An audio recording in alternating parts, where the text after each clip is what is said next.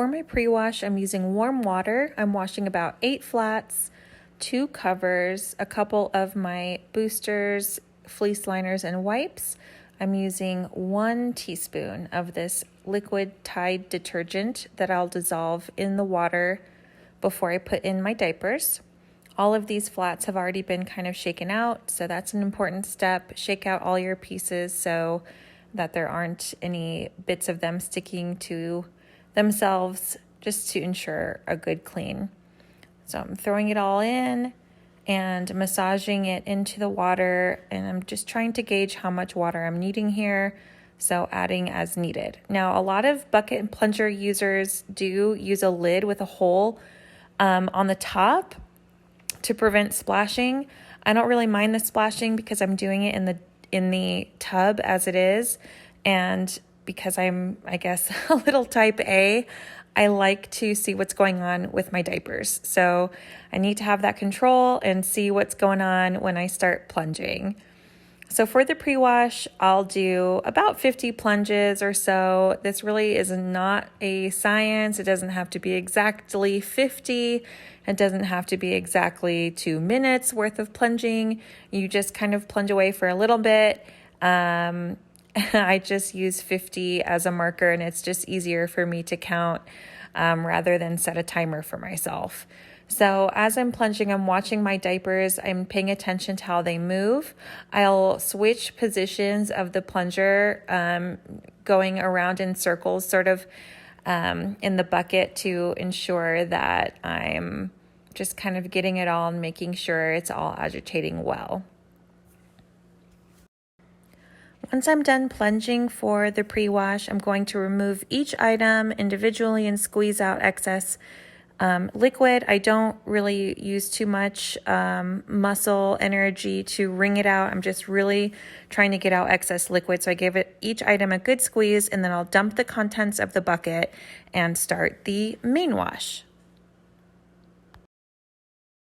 For my main wash, I'm using hot water and 1.5 teaspoons of this Tide liquid detergent that I dissolve in the water prior to putting my diapers in. I forgot to mention earlier in the video that I do have super soft water, 0 ppm to be exact, so I'm not using a whole lot of detergent because I know I don't need it. Now, as I'm placing the diapers in, you'll notice I'm putting one item in at a time, shaking out my flats to make sure that none of the pieces of the flat are sticking to itself, and that will help me ensure that it's getting agitated well and cleaned properly. So hot water, pre-wash, all the diapers are in, and I start plunging. I'm going to go ahead and plunge about 50 times, and then I'm going to walk away for a few minutes. I usually aim for 15, but let's be real. With mom life, it can turn into 30. I don't know. 10 to 15 minutes is perfectly suffice to let it soak. I know that soaking can help the detergent do its work and save you from extra plunges. So soak on, mamas. After I come back from soaking, I plunge another 50 or so times, and then I'll go ahead and dump the contents, squeeze out the excess liquid in each diaper, and move on to the rinse.